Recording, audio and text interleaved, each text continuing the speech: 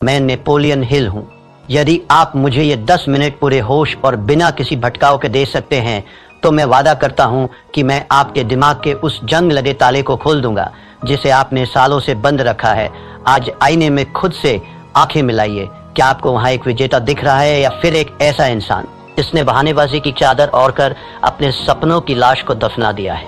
जहाँ एक ही सवाल आपके अंतर्मन को चीरता रहता है, वह सवाल है, मैं शुरुआत तो कर लेता हूँ, फिर रुक क्यों जाता हूँ? आप अकेले नहीं हैं। इस ग्रह के 97% लोग इसी कुएं में अपनी पूरी जिंदगी गुजार देते हैं। उनकी सुबह उम्मीद से शुरू होती है, दोपहर बहानेबाजी में बीतती है और रात गहरे अफसोस की चादर ओढ़कर खत्म हो जाती है। उनकी पूरी हस्ती, उनके सारे सपने और उनकी सारी प्रतिभा सिर्फ 3 शब्दों के नीचे दफन हो गई है। कल से शुरू करूंगा, लेकिन आज मैं यहाँ आपसे उन 3% विरल लोगों के बारे में बात करने आया हूँ जो इस भीड़ का हिस्सा नहीं है। ये वे लोग हैं जो तूफानों के बीच भी शांत खड़े रहते हैं। ये वे लोग हैं जिनके पास कोई गुप्त मंत्र नहीं है, कोई जादुई चिराग नहीं है। उनके पास बस एक पत्थर जैसा कठोर नियम है। आज एनएच माइंडसेट के इस विशेष सत्र में मैं आपको उसी नियम की गहराई में ले जाऊंगा। हम नेपोलियन हिल के सिद्धांतों की राख से उस चिंगारी को निकालेंगे जो आपकी नियति बदल देगी। क्या आप अपने कंफर्ट जोन की जंजीरों को तोड़ने के लिए तैयार हैं? यदि हाँ, तो ये यात्रा आपके लिए है। आइए पहले उस राक्षस को समझें जिसने आपके सपनों को बंधक बना रखा है। समस्या ये नहीं है कि आप में टैलेंट की कमी है, समस्या ये है कि आप खोखला जोश के नशे के आदी हो गए हैं। जब आप कोई नया विचार सुनते हैं, कोई मोटिवेशनल वीडियो देखते हैं, तो आपके दिमाग में डोपामाइन की एक लहर दौड़ती है। आपको लगता है कि आप रातों रात दुनिया बदल देंगे। लेकिन तीसरे दिन जब वह नशा उतरता है, जब शरीर में दर्द होता है, जब दिमाग बहाने ढूंढता है, तब सामने आता है वह लंबा, नीरस और धुंधला रास्ता। 97% लोग यही दम तोड़ देते हैं। वे जोश को अनुशासन समझने की गलती कर बैठते हैं। मैंने अपनी बरसों की रिसर्च के बाद ये पाया था कि इंसान का सबसे बड़ा दुश्मन कोई और नहीं, उसका अपना अस्थिर मन है। एक छात्र की मिसाल लीजिए। वह परीक्षा से 2 महीने पहले एक भव्य टाइम टेबल बनाता है। 2 दिन वह 10-10 घंटे पढ़ता है। तीसरे दिन उसे लगता है कि उसने बहुत कुछ कर लिया है। चौथे दिन एक छोटा सा भटकाव आता है और 5वें दिन वह वापस उसी भीड़ का हिस्सा बन जाता है जहां केवल औसत दर्जे की जिंदगी है। यह निरंतरता की कमी सिर्फ एक बुरी आदत नहीं है, यह आपकी आत्मा का धीरे धीरे होने वाला कत्ल है। हर बार जब आप खुद से किया हुआ वादा तोड़ते हैं, आप अपने आत्मविश्वास की एक ईंट गिरा देते हैं। एक समय ऐसा आता है जब आप खुद पर विश्वास करना ही बंद कर देते हैं। अब जरा अपनी नजर घुमाइए और उन 3% लोगों को देखिए। क्या वे हमसे अलग मिट्टी के बने हैं? क्या एलन मस्क या बिल गेट्स के पास 24 घंटे से ज्यादा का समय है? बिल्कुल नहीं। उनके पास बस एक चीज है, बोरियत को गले लगाने की ताकत। सफल लोग वह काम करने की अद्भुत क्षमता रखते हैं जो बाकी दुनिया को बोरिंग लगता है। थिंक एंड ग्रो रिच में परसिस्टेंस को सफलता का सबसे महत्वपूर्ण स्तंभ बताया गया है। हिल कहते थे कि इच्छा वह बीज है, लेकिन परसिस्टेंस वो पानी है जिसके बिना वह बीज कभी विशाल वृक्ष नहीं बन सकता। ये 3% लोग जानते हैं कि प्रेरणा एक धोखा है। वे प्रेरणा का इंतजार नहीं करते, वे अपनी प्रणाली सिस्टम पर भरोसा करते हैं। जब उनका मन कहता है कि आज रहने देते हैं, तो उनकी अंतरात्मा गरज कर जवाब देती है, यही तो वो क्षण है जहां मैं भीड़ को पीछे छोड़ूंगा। नेपोलियन हिल ने हमें जो विरासत दी है उसे मैंने 7 महासूत्रों में संकलित किया है।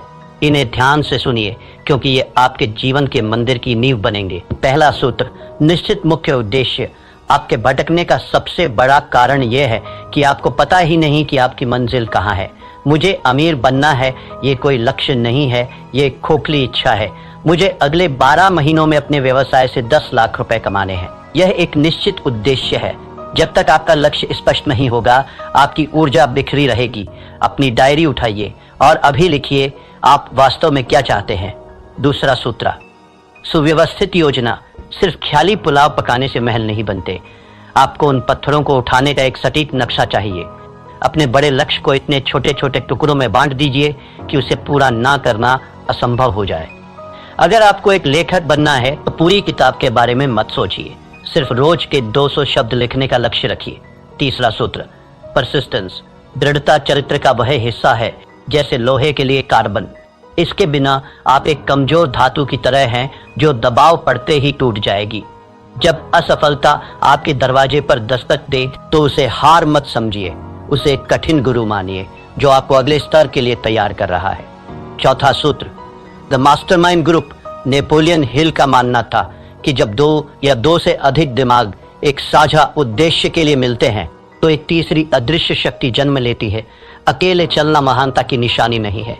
ऐसे लोगों के साथ जुड़िए जो आपसे बेहतर हों, जो आपको ऊपर खींच सके। पांचवा सूत्र, सबकॉन्शियस माइंड की शक्ति। आपका दिमाग एक उपजाऊ जमीन की तरह है। यदि आप इसमें सफलता और निरंतरता के बीज नहीं बोएंगे तो जंगली घास अपने आप उगाएगी।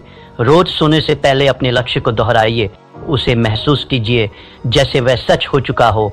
छठा सूत्र, क्विक डिसीजन मेकिंग। सफल लोग निर्णय जल्दी लेते हैं और उन्हें बदलते बहुत धीरे हैं, जबकि असफल लोग निर्णय लेने में हफ्तों लगा देते हैं और उन्हें बदलने में चंद सेकंड। टाल मटोल आपके समय का चोर है, इसे अभी मार दीजिए। सातवां सूत्र, एक्शन ओवर थिंकिंग। अत्यधिक ओवर थिंकिंग लकवे की तरह है, ये आपकी गति रोक देता है। इसका एक ही इलाज है, कार्य जैसे ही आप पहला कदम उठाते हैं आपका आधा डर अपने आप मर जाता है। एक पौराणिक कथा है। एक छोटे से गांव में एक साधारण कारीगर रहता था। उसने एक दिन संकल्प लिया कि वह गांव की सबसे ऊंची दुर्गम पहाड़ी पर एक ऐसा मंदिर बनाएगा जिसे देखकर देवताओं की आंखें भी फटी रह जाए। गांव के लोग ठहाके मारकर हंसे। उन्होंने कहा, तेरे पास ना धन है, ना हाथ, ना औजार, तू पागल हो गया है। उस कारीगर ने कोई जवाब नहीं दिया। उसने बस अपना एक छोटा सा नियम बनाया। वह रोज सुबह सूरज निकलने से पहले नदी के किनारे जाता, एक मध्यम आकार का पत्थर अपनी पीठ पर लादता और पहाड़ी की चोटी तक चढ़कर उसे वहां रखाता। बस एक पत्थर। एक महीना बीता, पहाड़ी पर सिर्फ 30 पत्थर थे। लोग बोले, यह मूर्खता है। एक साल बीता, पहाड़ी पर पत्थरों का एक ढेर लग गया था, पर मंदिर का कोई आकार नहीं था।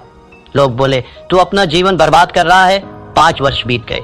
एक सुबह जब गांव वालों की नींद खुली तो उन्होंने देखा कि पहाड़ी की चोटी पर सूरज की पहली किरण एक भव्य सोने के कलश पर चमक रही थी। वहां एक विशाल नक्काशीदार मंदिर खड़ा था जिसकी सुंदरता का कोई सानी नहीं था। पूरा गांव दौड़कर पहाड़ी पर गया। उन्होंने चकित होकर पूछा, यह चमत्कार कैसे हुआ? तूने ये जादू कैसे किया? उस कारीगर ने अपने फटे हुए खून से सने हाथों को दिखाया और शांत स्वर में बोला, ये कोई जादू नहीं है, ये गणित है, रोज एक पत्थर बस। यही वह महान सत्य है जो आपको अपने जीवन में उतारना होगा। महान कार्य किसी एक दिन के विस्फोट से नहीं होते, वे हजारों छोटे, अदृश्य और निरंतर किए गए प्रहारों का परिणाम होते हैं। क्या आप अपना एक पत्थर रोज उठाने के लिए तैयार हैं मेरे मित्र? एक बात हमेशा याद रखना, समय आपके विरुद्ध साजिश रच रहा है। हर गुजरता हुआ दिन, हर टाला हुआ काम आपकी आत्मा का एक हिस्सा नोच कर ले जा रहा है। 97% लोग मृत्युशैया पर एक ही विचार लेकर मरते हैं, काश मैंने वह कोशिश जारी रखी होती। क्या आप अपने जीवन की अंतिम सांस इस काश के बोझ के साथ लेना चाहेंगे? यह अफसोस दुनिया के किसी भी शारीरिक दर्द से कहीं ज्यादा गहरा और कड़वा होता है। अनुशासन का वजन ग्रामों में होता है, लेकिन अफसोस का वजन टनों में होता है। चुनाव आपका है। नेपोलियन हिल ने अपनी एक और किताब में लिखा था कि अवसर अक्सर दुर्भाग्य या अस्थायी विफलता के वेश में आता है। आज जो आप असफलता महसूस कर रहे हैं, जो आलस से आपको रोक रहा है, वह वास्तव में आपकी परीक्षा है। जो इस परीक्षा को पास कर लेता है वही उस 3% की श्रेणी में खड़ा होने का हकदार बनता है। जीवन के विभिन्न क्षेत्रों में निरंतरता का प्रभाव, ये सिद्धांत केवल पैसों तक सीमित नहीं है, ये मानवीय उत्कृष्टता का सार्वभौमिक नियम है। धन के क्षेत्र में ये रोज की छोटी सी बचत है। अगर आप रोज 1% बेहतर होते हैं तो चक्रवृद्धि ब्याज, कंपाउंड इंटरेस्ट के जादू से आप साल के अंत तक 37 गुना बेहतर हो चुके होंगे। यह गणित का चमत्कार नहीं, निरंतरता का चमत्कार है। स्वास्थ्य के क्षेत्र में यह रोज की 10 मिनट की सैर है। एक दिन में कुछ नहीं बदलता, लेकिन 10 साल बाद यही 10 मिनट आपको बुढ़ापे में भी जवान बनाए रखते हैं। संबंधों के क्षेत्र में यह रोज की वो एक मीठी बात है, वह छोटी सी परवाह है। प्यार कोई एक दिन का उत्सव नहीं है, यह रोज की जाने वाली साधना है। आत्म विकास के क्षेत्र में ये रोज की 10 पंक्तियां पढ़ना है। एक साल में आप 365 पन्ने पढ़ चुके होंगे, यानी एक पूरी किताब का ज्ञान आपके भीतर समा चुका होगा। ये संघर्ष बाहरी दुनिया से नहीं है, यह आपके भीतर चल रहा एक गृह युद्ध है। आपका मन एक सॉफ्टवेयर की तरह है जिसे सुरक्षा और आराम के लिए प्रोग्राम किया गया है। वह आपको हमेशा रोकेगा। वो कहेगा, आज सो जाते हैं, कल बहुत काम था, अभी मौसम खराब है।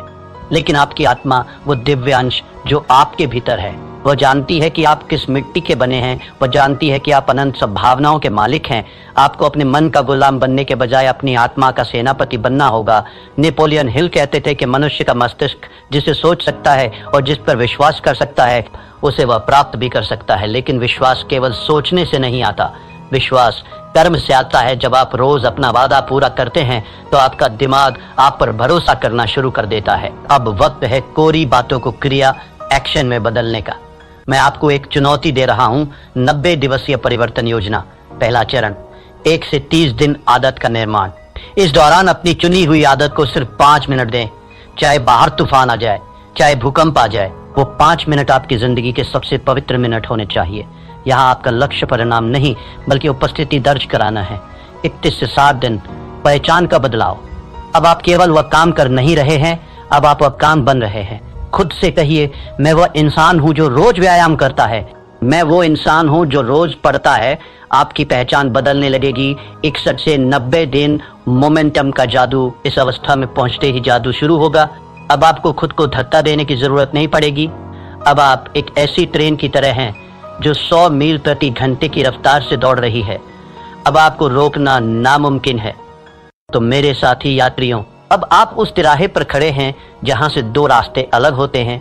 पहला रास्ता वही पुराना और घिसा पिटा है 97% वाली भीड़ का, जहां बहुत आराम है, हजारों बहाने हैं और अंत में एक सड़ा हुआ बदबूदार अफसोस है। दूसरा रास्ता उन 3% विरल व्यक्तियों का है जहां शुरुआत में अकेलापन है, जहां पसीना है, जहां दर्द है, लेकिन जिसके अंत में अमरता और शिखर है। आपका दिमाग अभी भी आपके कान में फुसफुसा रहा होगा, कल से देख लेंगे भाई, आज रहने दे। उसे एक जोरदार मानसिक थप्पड़ मारिए, अपनी आत्मा की आवाज सुनिए, अपनी डायरी उठाइए और आज इसी वक्त अपने मंदिर का पहला पत्थर रखिए। याद रखिएगा, इतिहास उन्हें याद नहीं रखता जो शुरू करते हैं, इतिहास उन्हें याद रखता है जो खत्म करते हैं। आज का यह दिन फिर कभी वापस नहीं आएगा। यह सूरज कल फिर उगेगा, लेकिन क्या आप वही पुराने इंसान होंगे या एक नया व्यक्तित्व? अगर आप उस 3% के क्लब में शामिल होने का अटूट फैसला कर चुके हैं तो कमेंट सेक्शन में अपनी आज की तारीख लिखिए और पूरे गर्व के साथ टाइप कीजिए, आई एम रेडी। ये आपका खुद से किया हुआ पहला सार्वजनिक वादा होगा। उठिए, अपने भविष्य की नींव रखिए और याद रखिए, यहाँ हम सिर्फ बातें नहीं करते, हम मानसिकता बदलते हैं। मेरे पास जो 10 मिनट आपने गिरवी रखे थे उनका समय अब पूरा हो रहा है। मैंने आपको वह चाबी सौंप दी है जिसे ढूंढने में लोगों की पूरी जिंदगी बीत जाती है, लेकिन याद रखना, चाबी सिर्फ रास्ता दिखाती है, दरवाजा आपको अपने कंधों से तोड़ना होगा। अगर आपकी रगों में अब भी वो खोखला जोश नहीं बल्कि सफल होने की एक ज्वलंत इच्छा दौड़ रही है तो इस चैनल को अभी सब्सक्राइब कीजिए, क्योंकि NH माइंडसेट कोई मनोरंजन का चैनल नहीं है। यह उन 3% लोगों का गुप्त किला है जो अपनी किस्मत खुद लिखना जानते हैं। खड़े हो जाइए और अपना पहला पत्थर उठाइए। समय बीत रहा है। धन्यवाद।